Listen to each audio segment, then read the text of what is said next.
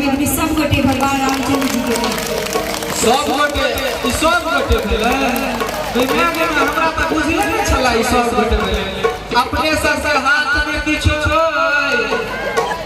नहीं जिनका हाथ में आधा किलो के मोबाइल नहीं हुए हाथ उठा लिया एक सब गोटे